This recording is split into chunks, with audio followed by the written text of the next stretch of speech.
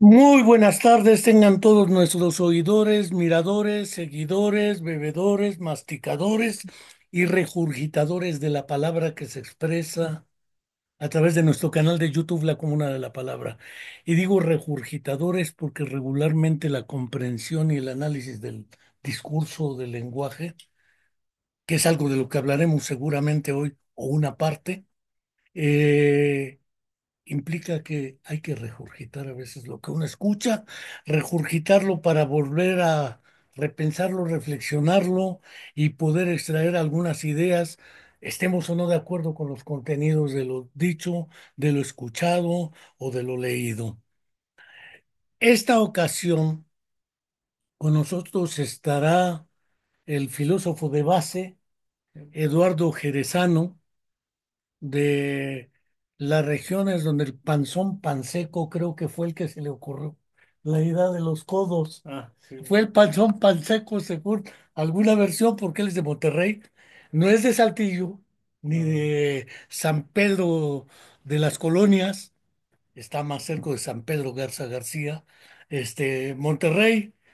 Nuevo León, pero aunque está aquí en el 5 realizando su doctorado, considero que es importante tomar en cuenta que hoy tendremos una charla sobre diversos niveles de análisis filosófico, psicológico, lingüístico de un objeto de análisis, el lenguaje, que no solo el acto de habla. Eso me queda claro desde que trabajábamos con personas que hablan con otros sistemas de comunicación que no son necesariamente los estructurados fonológica y sintácticamente, independientemente de la lengua que se hable o el idioma. Pero antes de que le demos la palabra a Eduardo Jerezano, porque si no, ¿para qué carajos lo invitamos? Si no lo voy a dejar hablar. No quiero dejar de recordar, como cada semana hacemos desde hace buen tiempo, que efectivamente se cumple una semana más. Ya estamos prácticamente a mediados del mes de marzo, tercero del primer cuarto del siglo XXI, y no tenemos aún la respuesta ni satisfactoriamente el cumplimiento de la promesa que se nos hizo en campaña hace ya más de 6 años por el entonces candidato Andrés Manuel López Obrador de entregarnos la verdad histórica sobre la desaparición forzada de los 43 jóvenes de la Escuela Normal Rural Raúl Isidro Burgos de Ayotzinapa en Tixla de Guerrero, Guerrero. Vamos, no tenemos ni la verdad, ya no digo histórica. No tenemos a los grandes responsables del hecho con la ley aplicada, porque una cosa es que, como dijo el presidente, yo perdono a quienes cometieron ciertos males en el país, pero una cosa es que los perdone y otra cosa es que no se hagan responsables de sus actos. Fue un acto criminal donde participó el Ejército Federal Mexicano, pues en Iguala de la Independencia tienen un batallón completo, el gobierno de Iguala de la Independencia, el gobierno de Cocula, donde dicen que fueron quemados y desaparecidos los restos de los 43 jóvenes, y el gobierno aledaño, el gobierno estatal en ese entonces de Ángel Agarro Dinero, perdón, Ángel Aguirre Rivero, y naturalmente fue un crimen de Estado porque participó un ejército federal, diversas policías municipales y el gobierno del Estado. Y el gobierno federal seguramente estuvo involucrado.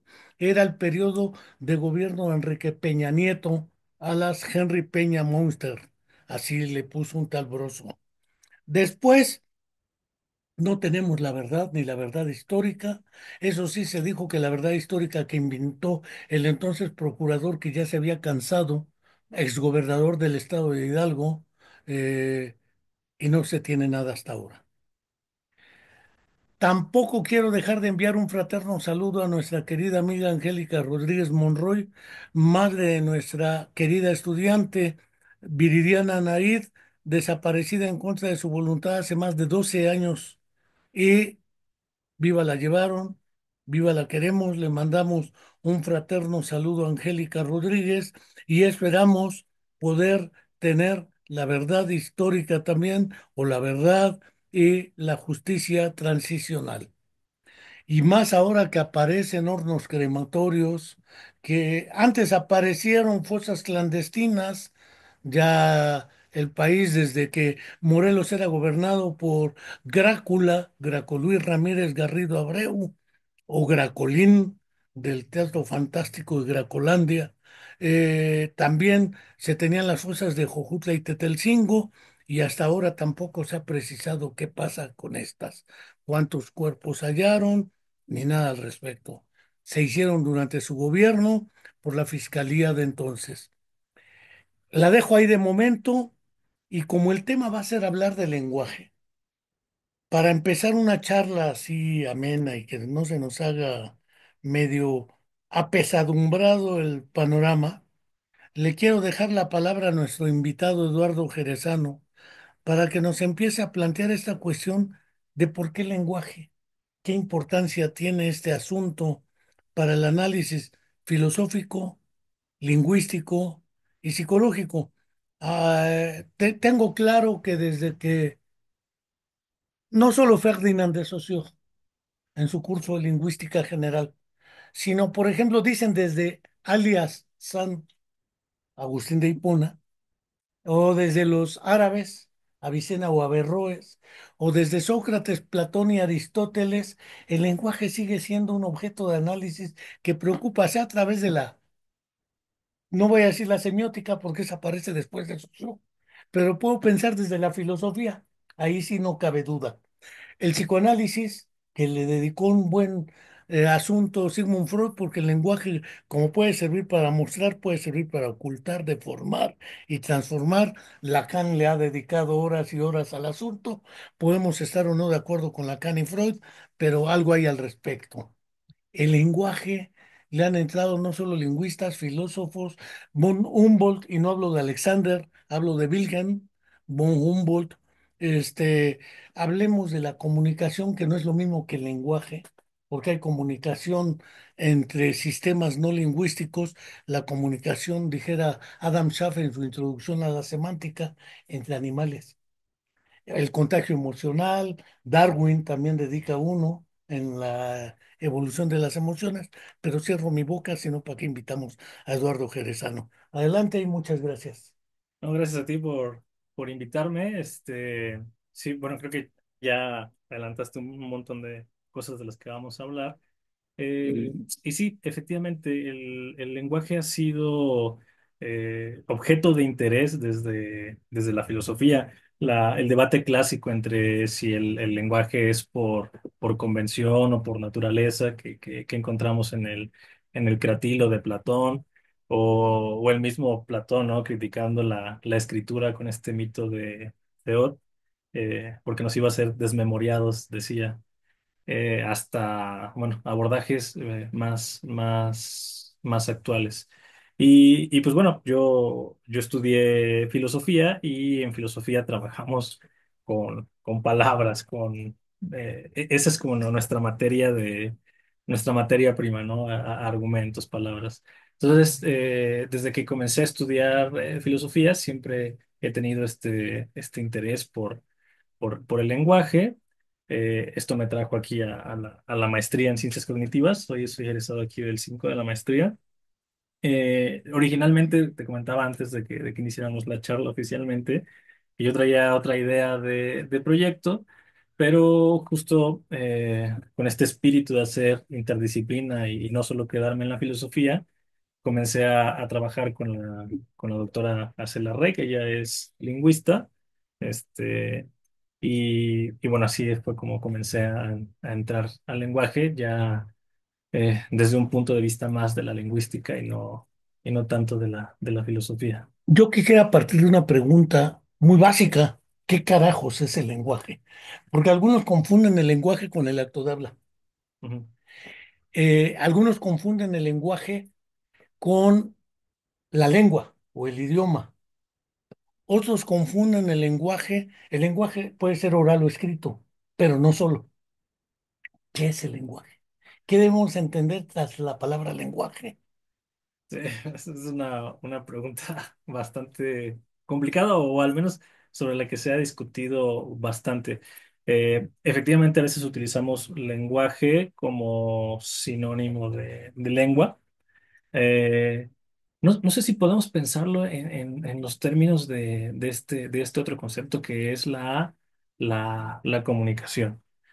Parece que para comunicarnos necesitamos de algún tipo de lenguaje. Entonces yo diría que el lenguaje sería como una especie de instrumento para comunicar algo que no necesariamente se reduciría, como ya señalaste, al habla. Podemos comunicar con gestos, podemos comunicar pues, de muchas maneras. Incluso se habla de que también comunicamos con nuestro mismo olor, comunicamos ciertas cosas, con nuestra imagen. Entonces creo que el fenómeno de la comunicación es mucho más amplio y nos puede ayudar a vislumbrar de qué hablamos cuando hablamos de lenguaje. Eso nos mete un problema sumamente gordo, ¿eh? Eh, no me quiero aquí conflictuar. Hay un documental, bueno, es en realidad una película. Se llama La Guerra del Fuego. Hubo una época, debo admitir, evolutivamente, en que no existía el lenguaje articulado. Hay un trabajo de un lingüista ruso de nombre Alexei Alexeyevich Leontiev, hijo de Alexei Nikolaevich Leontiev, uno de la troika que se integró con Vygotsky y Luria Leontiev. Alexei Alexeyevich Leontiev publicó un artículo en el correo de la UNESCO. Debe ser del 78, 79 el artículo, si la memoria no me traiciona. El artículo se llama ¿Cuándo el sonido se hizo palabra? Porque ese es un problema. Seguramente la comunicación vis a vis, face to face, cara a cara, eh, no empezó con las, hola, ¿cómo estás? Fíjate que ya hablo. Seguramente no empezó con palabras, sino los sonidos que se expresaban, digámoslo así, no onomatopéyicamente, las interjecciones. Porque también hay teorías sobre el origen del lenguaje. Si el origen del lenguaje es onomatopéyico o interjectivo, no nos vamos a echar ese tiro, porque está muy gordo y por el tiempo que nos requeriría. Pero no cabe duda que hubo un tiempo en que las interjecciones eran sonidos. Y en esa película de la Guerra del Fuego se parte de una hipótesis dual. El lenguaje no ha existido siempre, hipótesis clara. Ni la escritura. La escritura es posterior al lenguaje articulado. Dos, el lenguaje articulado no surge estructurado fonética y sintácticamente. Es decir, está condicionado contextualmente. Los gestos, las actitudes, las posturas, las emociones son parte que le van dando sentido, si no significado, a los sonidos que se producen. A eso le llamó Luria en su momento un lenguaje simpráctico, está atado a la relación práctica. Cuando se emancipa el sonido o la palabra del contexto, hablamos ya de un lenguaje sin semántico. La palabra tiene independencia con respecto al sujeto que la produce. Se puede morir el sujeto y sigue quedando ahí la palabra. Eso es parte de la historia de la adquisición de la lengua y del habla o de la escritura. Pero la comunicación, también hubo un modelo que diferenció comunicación de información. Por ejemplo, los delfines, las ballenas, toda la etología clásica del cortejo, el sonido, el movimiento, transmiten información. ¿Eso es comunicación? Eh, sí, justo por lo que comentaba de la cuestión de que podemos estar comunicando cosas con olores. Eh, Más fuerte. sí, yo creo que la comunicación siempre tiene un componente intencional. Y aquí me quiero explicar porque hace un momento decía que podemos comunicar cosas con olores y estaba pensando específicamente en cuando usamos un perfume. O sea, no estaba pensando en un sentido biológico de, yo no estaría tan seguro de que en ese nivel exista la comunicación. Pero al momento, por ejemplo, de yo ponerme un perfume, yo tengo la intención de oler de cierta manera. Y probablemente ahí en tanto que hay una intención, yo estoy intentando, o puedo intentar comunicar algo, ¿no? En términos olfativos. Entonces, yo haría esa diferencia por esta pregunta que hacías, que creo que la comunicación sí tiene un componente intencional, que justo la lectura de intenciones me parece que está a la base de la comunicación. Incluso antes del habla, o sea, es previo al habla. Yo creo que justo esta capacidad de lo que en psicología me parece que se le llama teoría de la mente, de leer las intenciones del otro, es algo básico para entender este fenómeno de la comunicación. Quizá de aquí nos surjan dos ideas que valga la pena reflexionar. Recuerdo el perfume de Patrick Süskind. Ujú, El personaje, Grenoble, es un personaje que es capaz de reconocer los olores, aunque no tenga la palabra para nombrarlo. Es decir, hay un reconocimiento de un aroma para el cual no dispone la palabra, por lo tanto no lo puede nombrar. Sin embargo, es capaz de diferenciar un aroma de otro. Bueno, ese es un caso. El caso inverso es el caso de Nunca sabrás a qué huele Bagdad.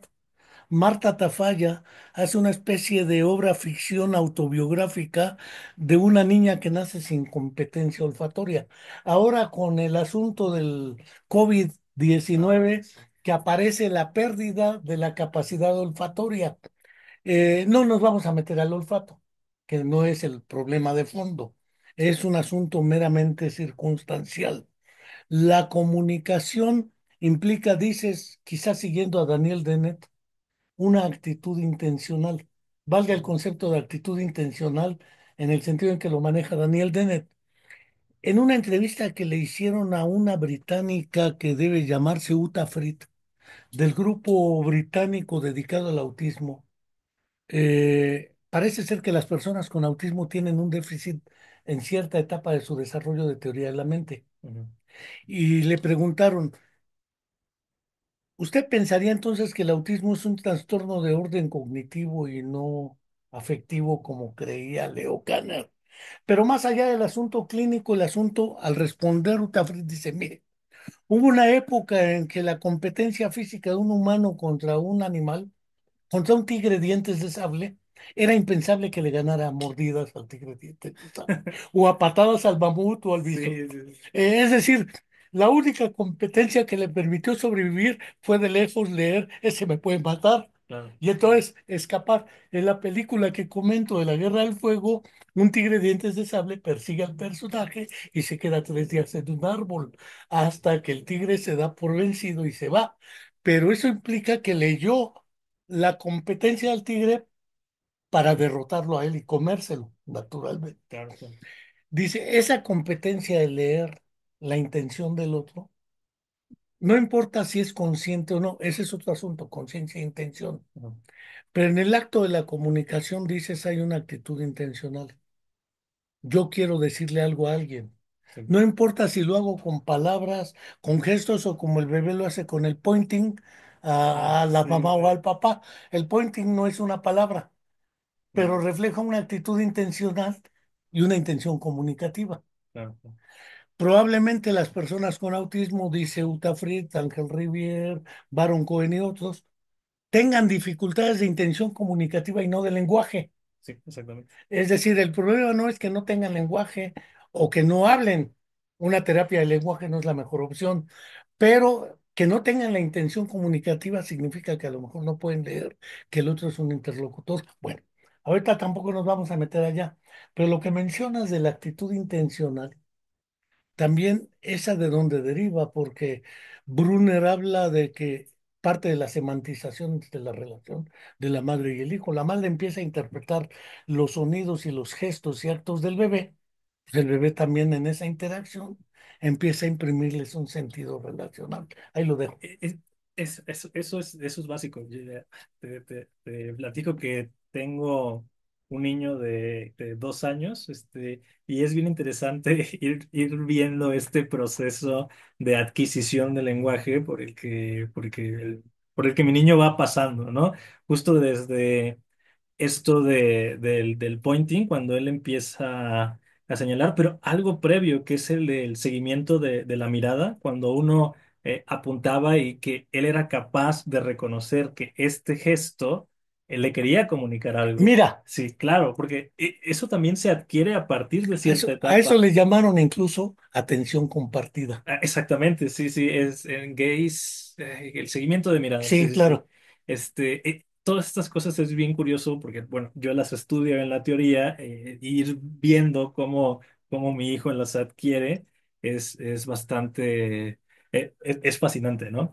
Cómo en este momento en el que está ya empieza a aplicar bien los tiempos verbales, cómo se nota que él se detiene antes de decir una oración y piensa y cómo incluso la mirada tiene mucho que ver y cómo te indica los patrones de mirada que está planeando el discurso, ¿no? Como dice, estoy comiendo plátano. Y no es tan fluido como un hablante ya adulto, ¿no? Sino que tiene que planearlo. Es decir, ¿qué está pasando ahí a nivel mental para la producción del discurso? Pero mencionabas otra cosa que quería recuperar. Ah, el viernes pasado tuvimos una charla ahí en el 5 en el centro, sobre el efecto de las pantallas en los infantes. Las pantallas de Sí, sí, computadora, las, de las celular, celular, dispositivos digitales, ¿no? Entonces, bueno, él llegó a una conclusión que creo que muchos ya hemos vislumbrado, que dice que las pantallas en sí mismas no tienen nada de malo, sino más bien tiene que ver el uso que hacemos. Y cuando hablaba de los efectos que tienen en los infantes, dice que los efectos negativos se perciben en la adquisición del lenguaje, pero no se debe a la pantalla, sino que la pantalla sustituye la interacción. Justo es lo esto que menciono se relaciona con lo que decías de señalar. Parece que la interacción entre mamá e hijo, papá e hijo, es fundamental para adquirir el lenguaje. ¿Por qué? Porque hay una población de niños que usan pantallas, pero cuando las usan son acompañadas por un adulto y ese acompañamiento tiene un impacto significativo en la adquisición del lenguaje, a diferencia de aquellos que los dejan, que la pantalla sustituye la interacción. es decir, que el desarrollo psicológico de las personas está condicionado histórica, cultural y socialmente en la interacción. Al decir Henri Vallon en un artículo que publica hace años, Henri Vallon muere en 1962, es decir, no es citable con criterios APA los últimos 5 años, ni esas cosas que les piden para sus proyectos. Pero no me queda duda de que decía que en realidad la noción de yo es una noción que deviene de la noción de otro. Si no hay otro yo, ¿cómo puedo ser yo? Lo planteaba Octavio Paz en El laberinto de la soledad. Para que pueda ser, debo ser otro, salir de mí, buscarme entre los otros que no son yo, los otros que me dan plena existencia. Bla, bla, bla, bla, bla, bla. Sigue Octavio Paz. Pero lo que no tengo duda es que probablemente Balón, cuando plantea este asunto del acto al pensamiento y del papel del otro, está señalando eso de la atención conjunta, la semantización de la relación, al decir de Jerome Brunner, que no murió hace mucho, murió muy cerca de los 100 años, 104, una cosa así. Ya grande el hombre, Brunner, pero no tengo duda de que el asunto del lenguaje lo estás planteando no solo como una estructura psicológica que está ahí, que puede aparecer o no espontáneamente, sino como la herramienta fundamental de la comunicación. Claro, Hoy, evolutivamente es otra historia, sí. o históricamente es otro asunto. El lenguaje como objeto de análisis, supongo que hemos ahorita a salto de mata andado entre lo filosófico y lo psicológico. Ajá. Pero entre lo lingüístico y lo filosófico, ¿cómo podemos abordar el lenguaje? Ok, sí, sí, creo que lo que menos hemos tocado, incluso yo quería hablar de inferencia como algo, no sé si más básico o que acompaña a la lectura. Más aristotélico, Pues si P entonces Q. No, no, bueno, creo que sí, pero hablo de inferencia más en términos cognitivos, como esta capacidad de extraer ciertas conclusiones a partir de cierta información, que tiene que ver con la lectura de intenciones. Este, pero no con la IA. Porque eso de la inteligencia artificial ahora con chat, GPT, todo eso, lo que hacen es juntar todo lo que existe y hasta te hacen un texto claro, supuestamente sí, bueno, sí, sí, pero le ponen todo, conectores. Dijera Chomsky, un lenguaje L es un conjunto infinito de expresiones construido a partir de un conjunto finito de reglas claro, y de elementos. sí, sí, sí. Sí, bueno, sí, sí, lo de la inferencia vamos a dejarlo ahorita para adelante para contestar la pregunta esta de la lingüística. Bueno, entonces decíamos que el lenguaje es la herramienta de la comunicación y claro, la lingüística se va a encargar de estudiar la lengua. En esta diferencia de lenguaje y lengua, la lengua son eh, el lenguaje articulado, está el español e inglés este, el análisis lingüístico lo que va a hacer es estudiar justo esta materia, esta materialidad que es la lengua. Eh, hay bastantes ramas. Yo me muevo entre la semántica, que estudiaría como el significado literal de las palabras, o aquel significado que parece que está consignado en la lengua, que es convencional. Y también me muevo entre la pragmática, que tiene que ver con el significado en uso. Ese sería... La diferencia entre sentido y significado, Ajá, dicho de un modo. sí, sí, Una palabra tiene un sentido distinto en un contexto que en otro. sí, Aunque el significado de diccionario valga, como lo acabo de decir, sea más independiente del contexto. sí, claro. Y hay fenómenos muy interesantes. Por ejemplo, yo puedo decir, Enrique cenará con una mujer esta noche. Yo puedo decir eso, ¿no? Sí, sí, sí. Ahora, en un sentido literal, y no sé, yo puedo, imagínate que yo sé que de hecho vas a cenar con tu esposo, con tu mamá, con tu hija, ¿no? Este, en un sentido literal, yo no estoy mintiendo, ¿no? Pero si yo conozco esta información previa de que, bueno, no sé, vas a cenar con tu mamá, pues los hablantes tenderían a decir Enrique va a cenar con su mamá y no a Enrique, cenará con una mujer esta noche, ¿no? O se cenará una mujer esta. Y claro, o sea, eh, o se cenará una mujer esta noche, claro. Ve, todos estos usos tan ricos del lenguaje, es a lo que me refiero con el significado pragmático del lenguaje en uso. Es decir, yo con Enrique cenará con una mujer esta noche, estoy implicando que vas a cenar con una mujer que no es tu esposa, que no es tu pareja. Ah, Pero no necesariamente. aunque en un sentido literal eh, pueda cenar de hecho con tu Es una esposa. verdad a medias, Ajá, dicho en buen cristiano. claro, claro, claro. Pienso en un libro de lingüística o psicolingüística del grupo de los alemanes poco conocidos y poco citables, eso le decía a los del 5 en su diplomado, citan puro gringo, pero se olvidan de otro mundo.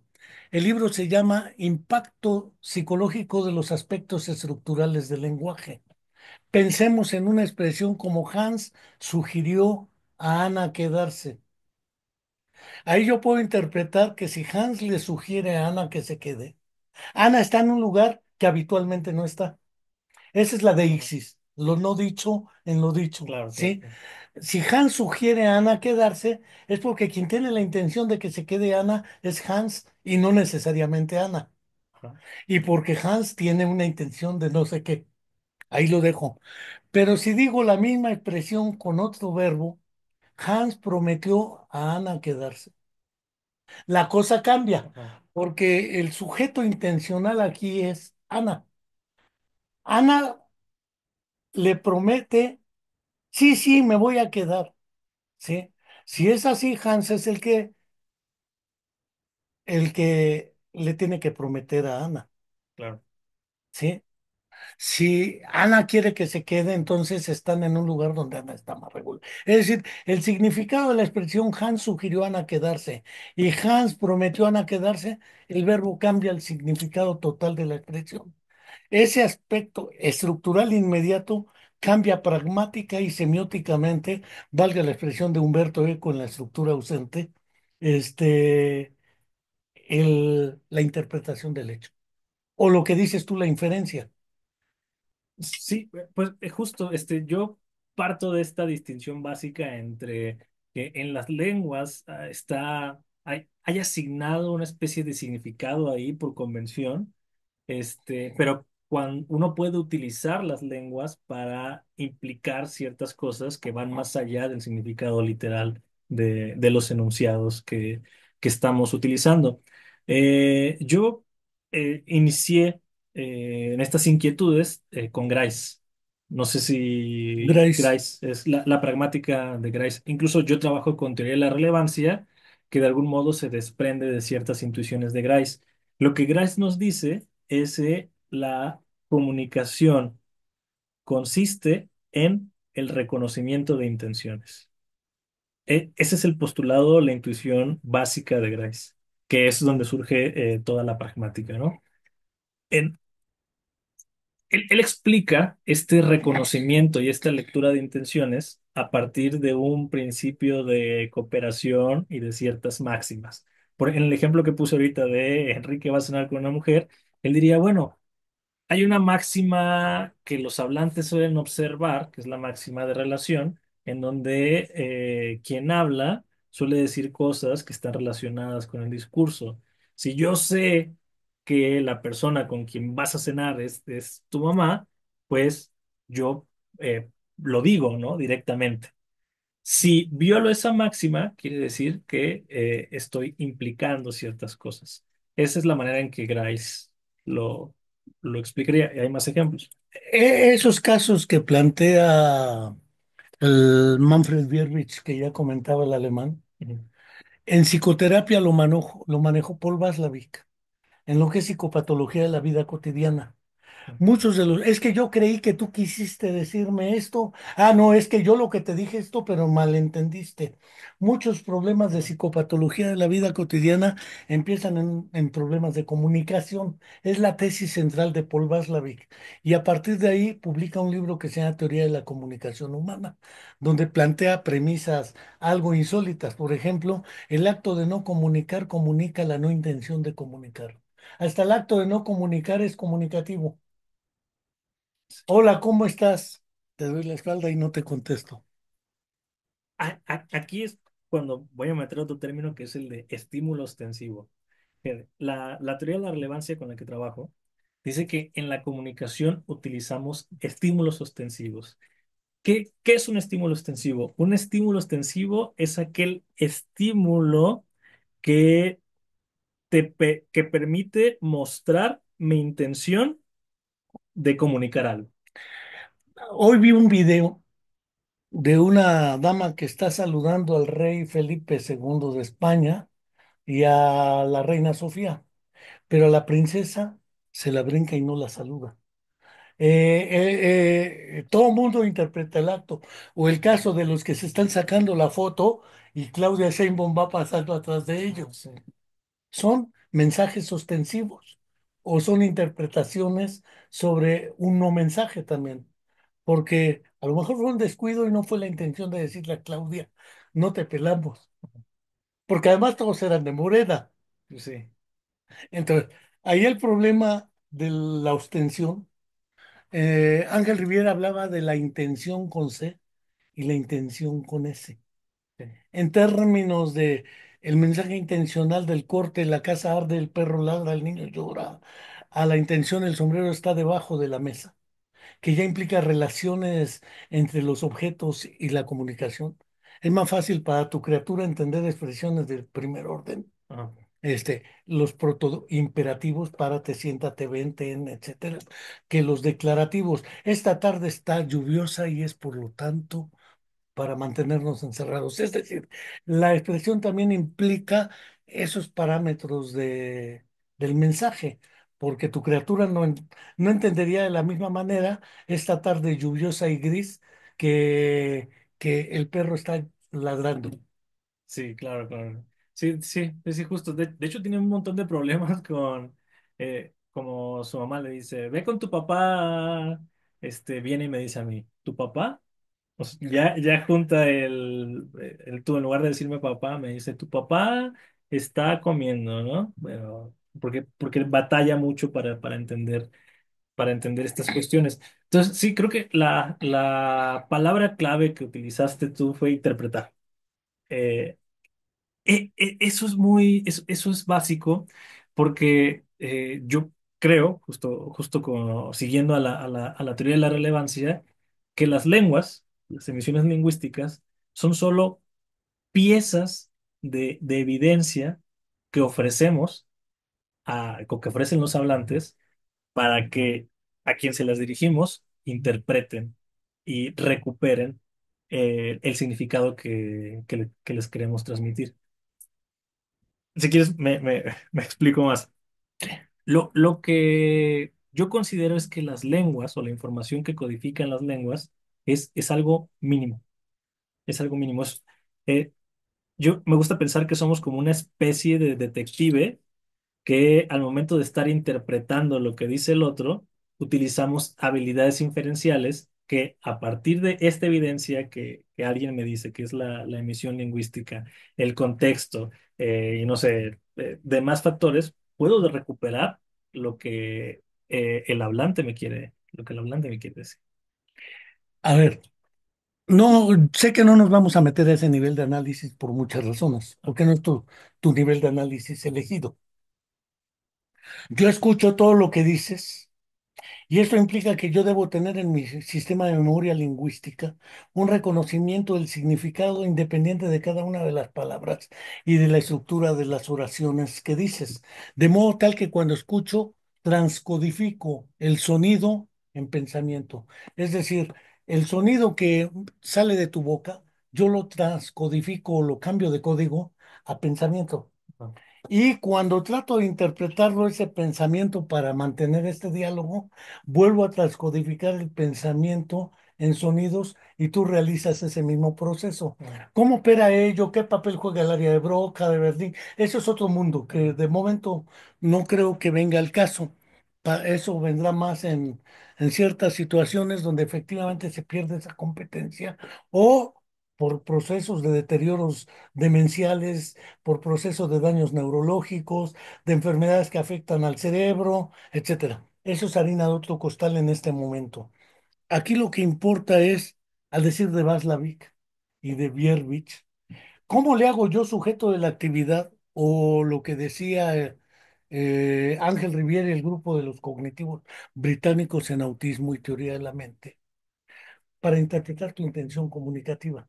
Porque tú me quieres decir algo. mm. Y lo que me quieres decir no solamente está en los sonidos, ni en cómo se articulan los sustantivos con los verbos porque a lo mejor puedes cometer un error o puedes decirlo de un modo o de otro o qué sé yo, pero el problema es cómo nos comprendemos Sí, sí, o claro. entendemos.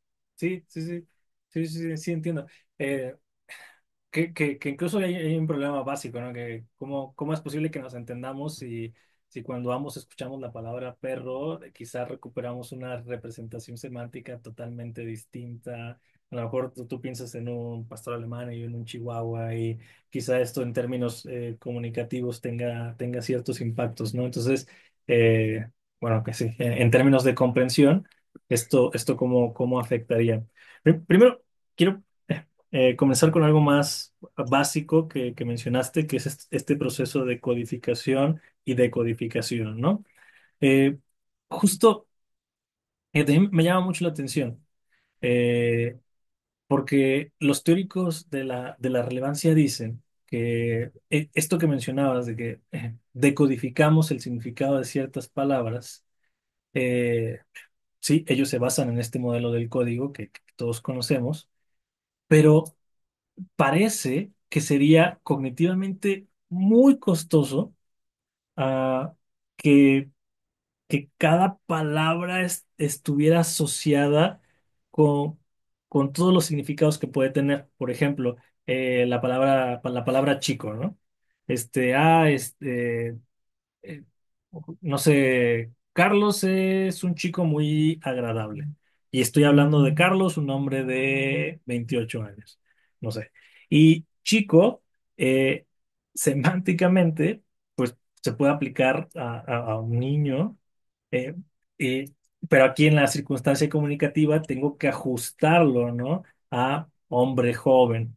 Entonces, parece que las palabras lo que codifican es una especie de núcleo, una información que para los teóricos de la relevancia, digamos, es bastante pobre, por decirlo así, pero que permite disparar o activar procesos inferenciales que completan o que ajustan el concepto a la circunstancia comunicativa.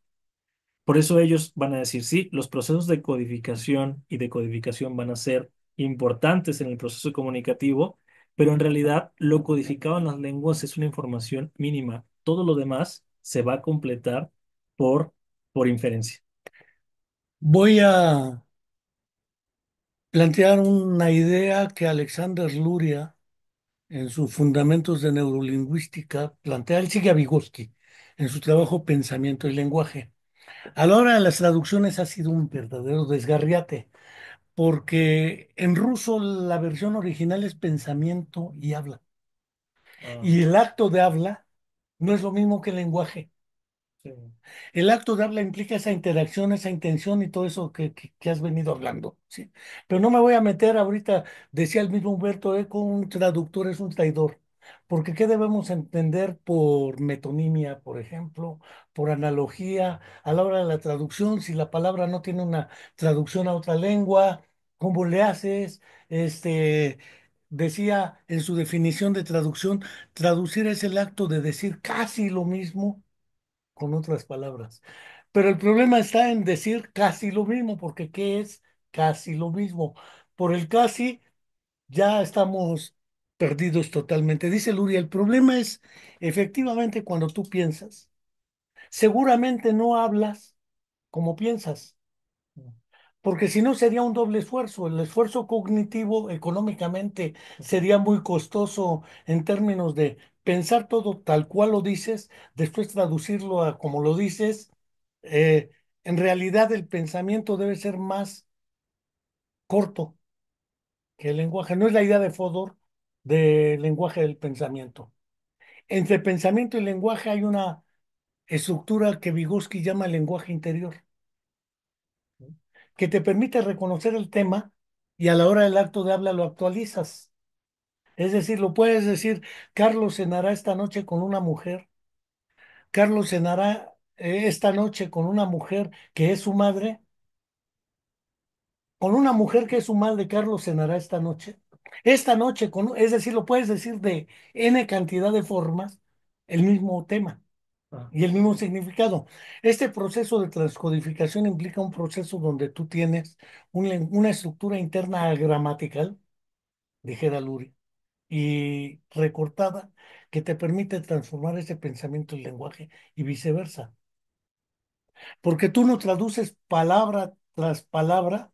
Ya hemos hablado 43 minutos, dejémoslo en 40 minutos. ah, Hemos hablado 40 minutos y si yo me preguntara o te preguntase, ¿recuerdas todas las palabras que hemos dicho? Indudablemente que no, porque sería un costo económico para el sistema de memoria sumamente insuperable. Entonces tiendes a olvidar las palabras y vas reteniendo el tema o el significado. No me quiero meter en la estructura de la comprensión sí. semiótica del lenguaje, pero es evidente que no retienes todas las palabras. Ni el significado de las palabras, cada una por separado, como dijeras. La palabra perro, por ejemplo, a propósito de la pantalla, yo tengo en mi casa tres perros, un perro enorme, pitbull, una perra chiquitita, salchicha y una pug. Pues cada vez que la pug ve en la pantalla un animal, sea perro, gato, caballo, o león, se comporta como si fuera un animal real. Es la única perra que se la pasa viendo la televisión que yo Ah, conozca por los animales que salen. y los otros dos perros no reaccionan a la imagen, porque es una imagen Ajá. del animal. Así sea León del Metro Goldwyn Mayer, que es el que Ajá. aparece en las Sí, sí, películas, sí. esa perra Pug se comporta como si fuera un animal de verdad. Siempre me he preguntado, ¿qué está percibiendo esa perra? ¿Un animal o qué?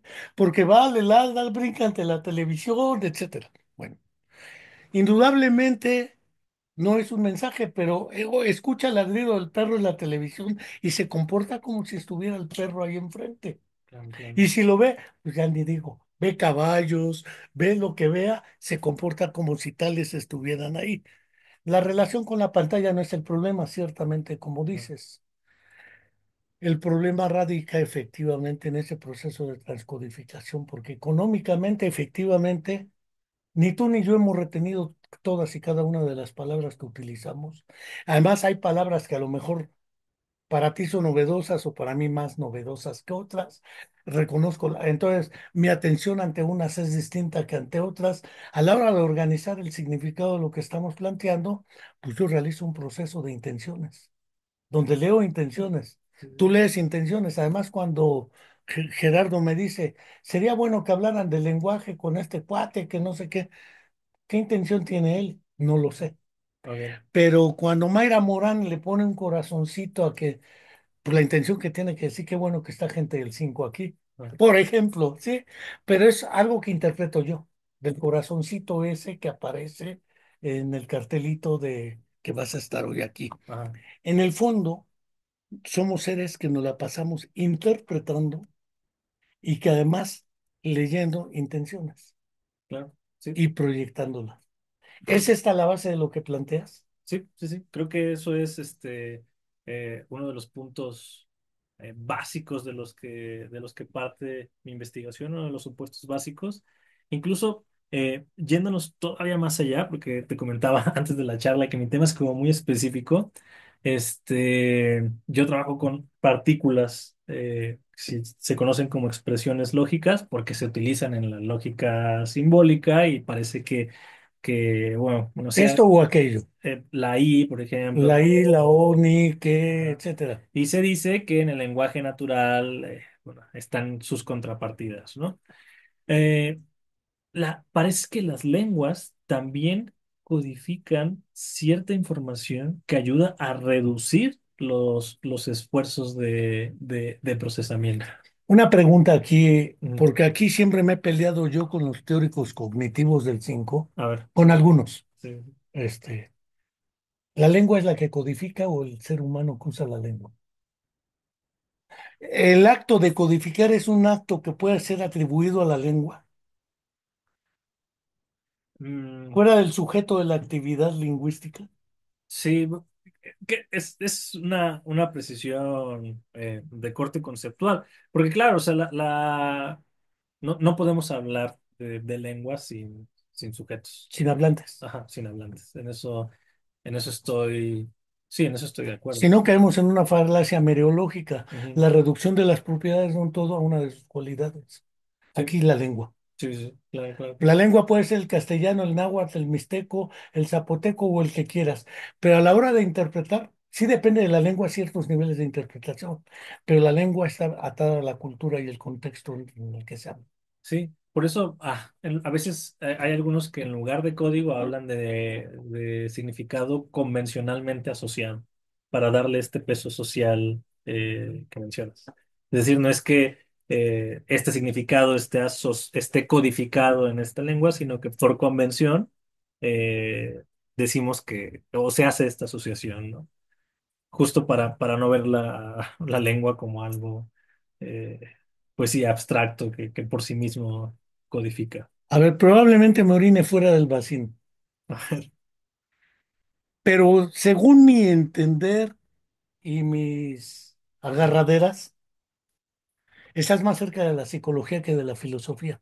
Eh, En tu análisis, sí, sí, sí, sí. Sí, justo, bueno, como el posgrado en el que estoy es de ciencias cognitivas, sí procuro, o bueno, nos piden primero una perspectiva interdisciplinar. En mi proyecto van a dialogar la filosofía, la lingüística y la psicología, pero claro que yo tomo muchos de los postulados del cognitivismo clásico que son de la psicología. Incluso la teoría de la relevancia, que es con la que trabajo, se presenta a sí misma como una teoría de la cognición y la comunicación. Ese es otro asunto que discutía con algunos docentes del 5, precisamente, la preponderancia a los modelos anglosajones. Ujú. Aquí evidentemente es innegable.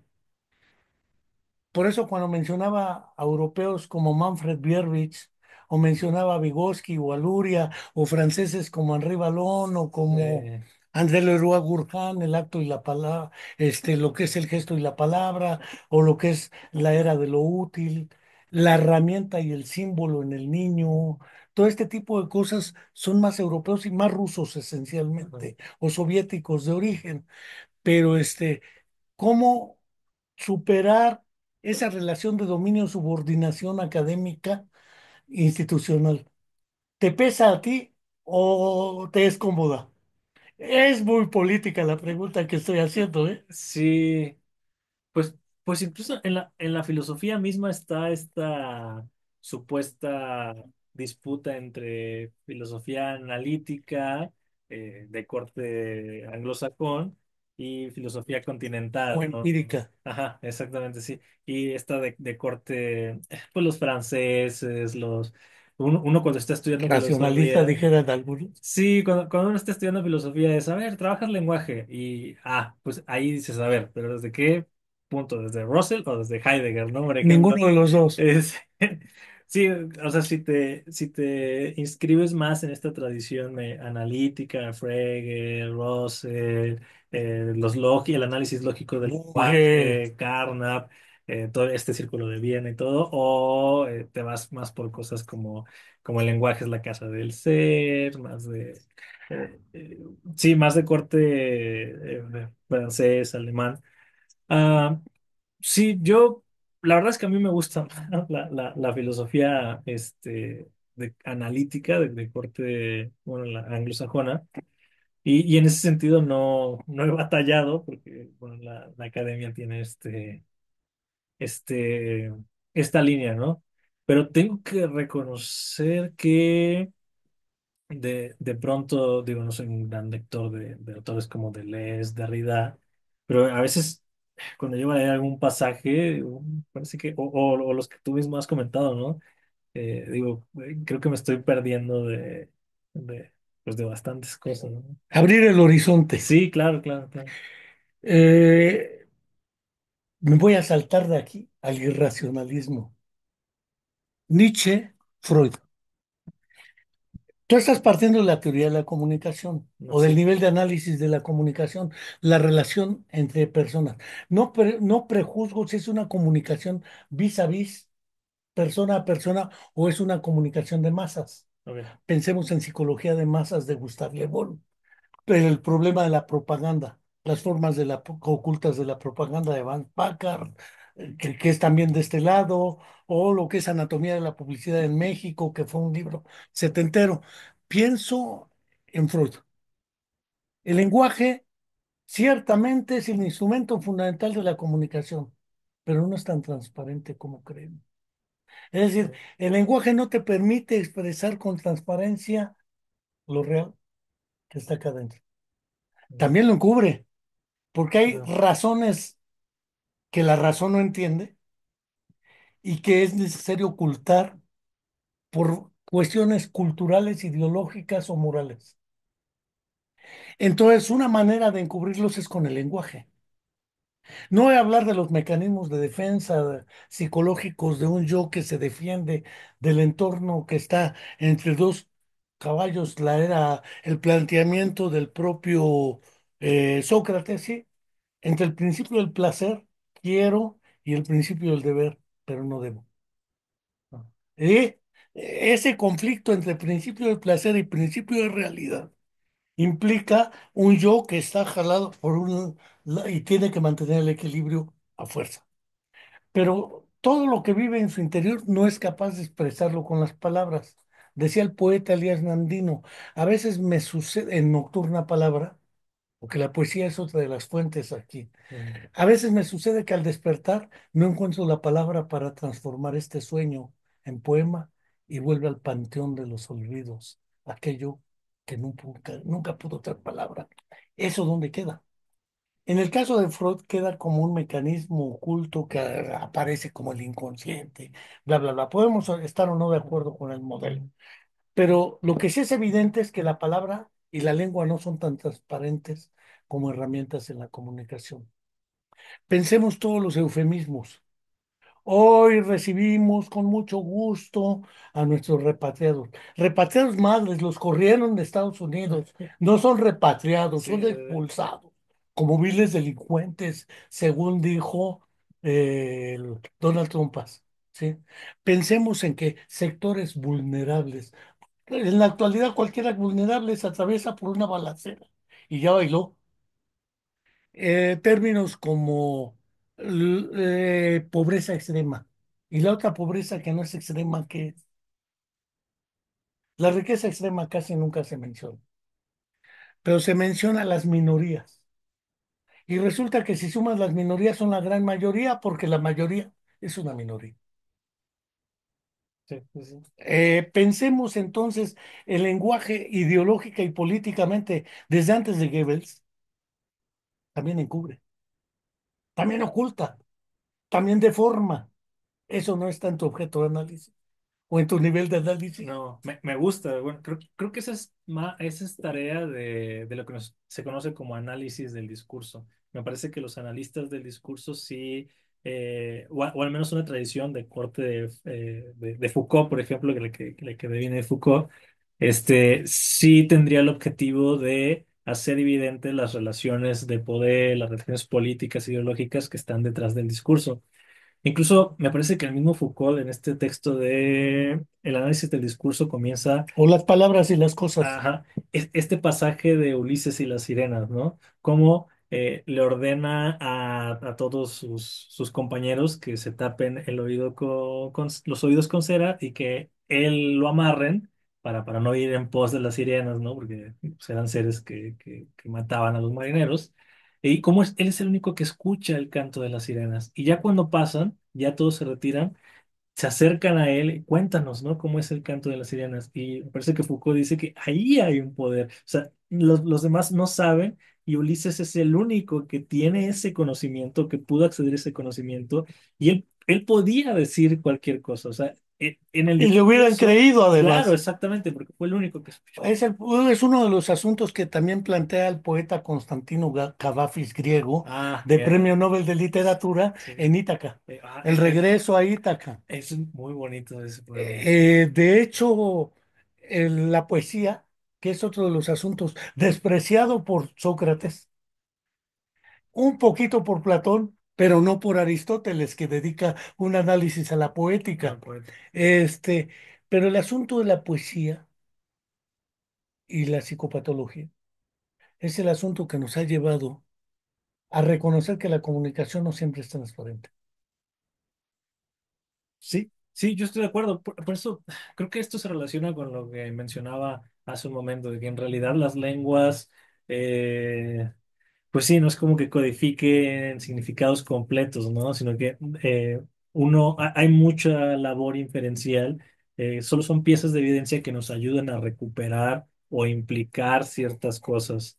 Este, Y el impacto emocional, dijera Goebbels, si no, ¿cómo haces o Gustave Le Bon, cómo haces el contagio emocional con un discurso? Pero la emoción está también fuera de este análisis sajón. Sí, sí, justo, sí, una de las críticas que, al menos en el centro, me han hecho tiene que ver, oye, ¿por qué no revisas perspectivas más corporizadas del lenguaje, perspectivas más, pues sí, que tomen en cuenta estas situaciones como la Sí, la emoción? cognición acuerpada, aunque la traducción ha sido medio compleja, Ajá, sí, yo prefiero el término acuerpado que corporizado, que corporizado o que el anglicismo que utilizan, ¿no? Como era el conocimiento procedural, en vez de decir procedimental. ya. Sí, pues bueno, de hecho, yo trabajo con un significado que se le llama significado procedimental. ese es mi tema de tesis, que es un significado de corte computacional que te indica cómo procesar o cómo trabajar los contenidos representacionales. Pero bueno, eso ya es Otro más, asunto. sí. Pues mira que llevamos una hora. Siento Se nos ha que, hecho agua. sí, siento que todavía falta muchísimo. No, falta Ah, el lenguaje.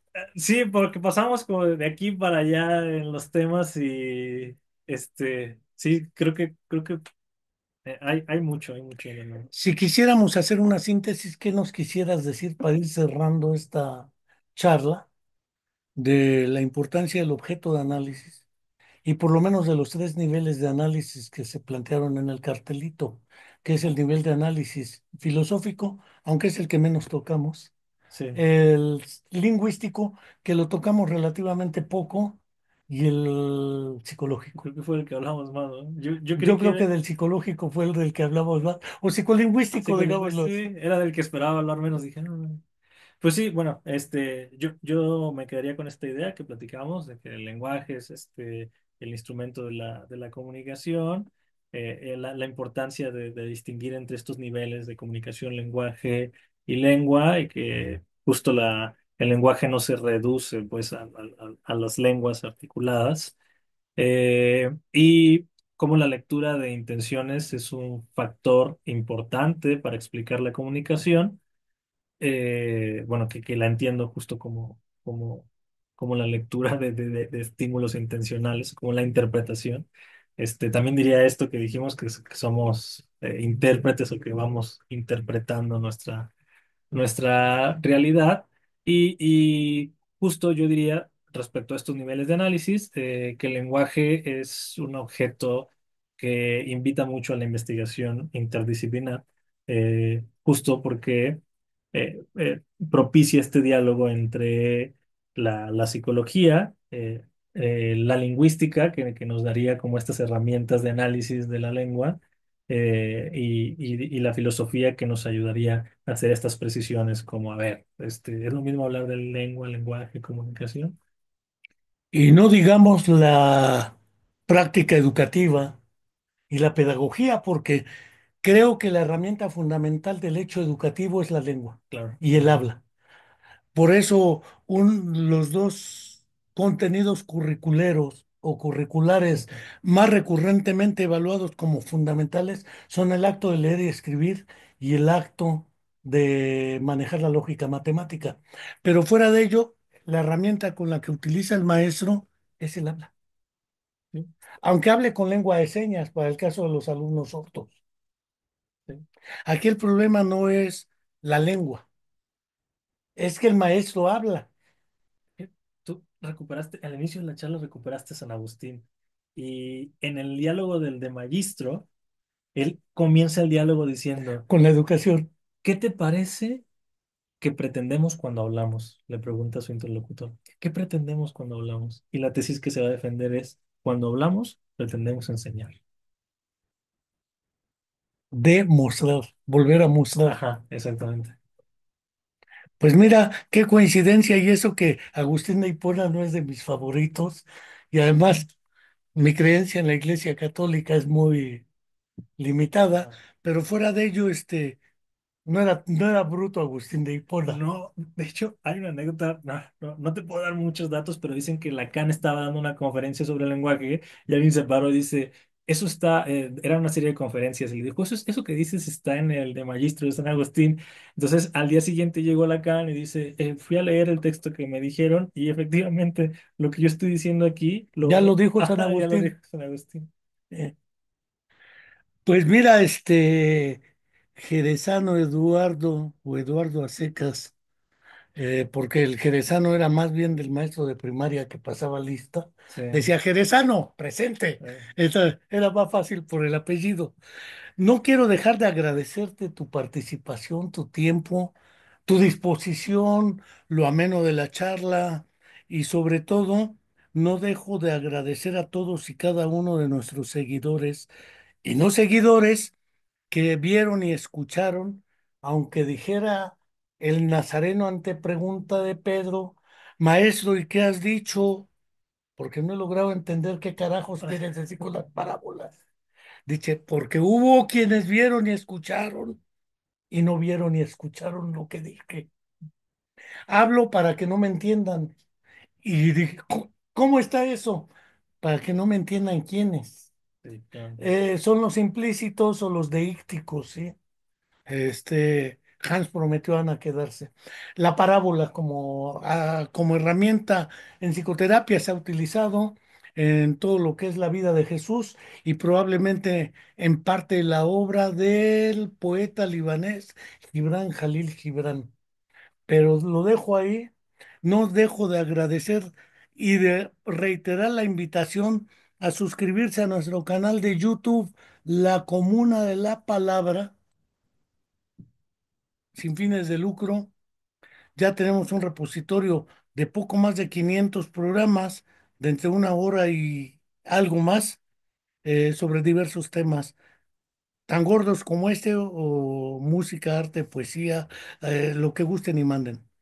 Hasta la próxima semana que tendremos aquí una charla con Gerardo y sus cuates sobre psicología cognitiva. Así es, sí, vienen por ahí. Ya veremos qué es esa cosa y con qué se come. Hasta pronto y gracias.